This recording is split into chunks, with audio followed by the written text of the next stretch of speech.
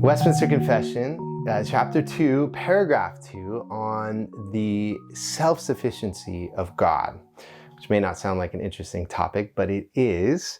And the paragraph begins saying, God hath all life, glory, goodness, blessedness in and of himself, and is alone in and unto himself all sufficient, not standing in need of any creatures which he hath made, nor deriving any glory from them, but only manifesting his own glory in, by, unto, and upon them.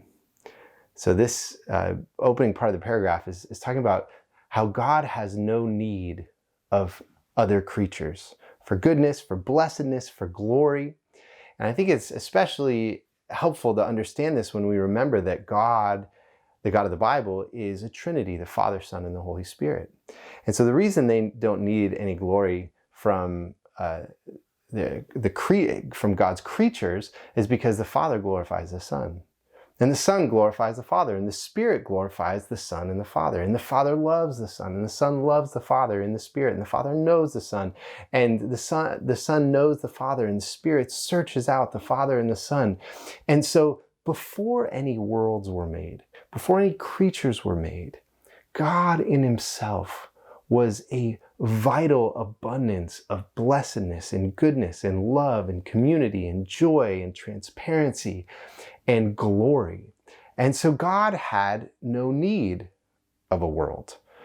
Now this is unlike a God who's not a Trinity, who's a monad, maybe Allah of the Muslims, who is a singular God. And you imagine the singular God who before the worlds were made was alone in the darkness in eternity past. And you wonder, what was he doing?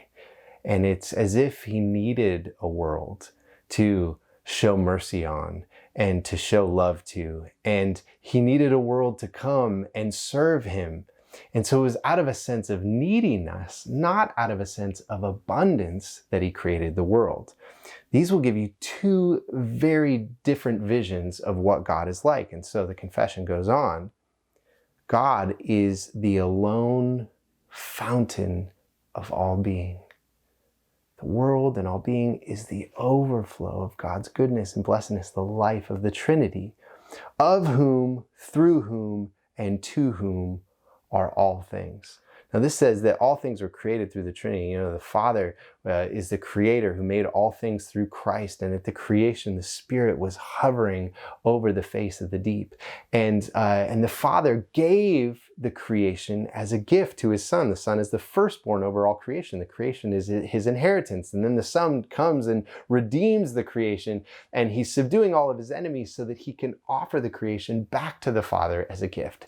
And the Spirit is renewing all things so that God's creation brings him glory. And so the creation is brought into the life of the Trinity, exists for the sake of the Trinity, the Father's gift to the Son and the Son's gift to the Father. And so it goes on and says, and hath most sovereign dominion over them, to do by them, for them, or upon them, whatsoever himself pleaseth.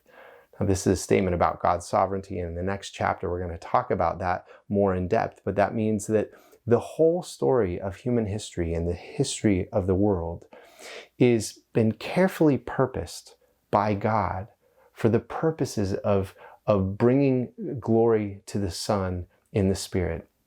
And this is all an overflow of God's goodness and blessedness. It goes on. In his sight, all things are open and manifest.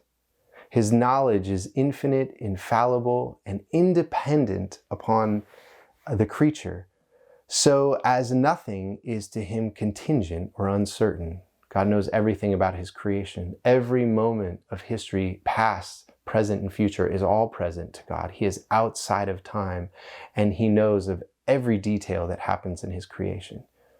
He is most holy in all his counsels, in all his works, and in all his commands.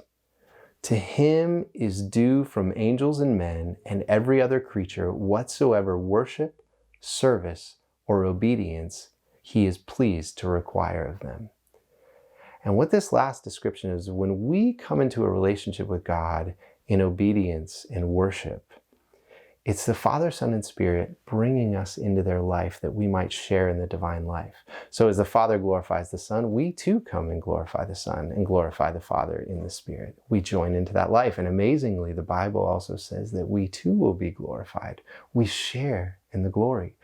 Or you think of the Father does whatever the Son does, whatever the Father tells him. He listens to the words of the Father and is responsive to the word of the Father. But also the Father gives to the Son whatever he asks him.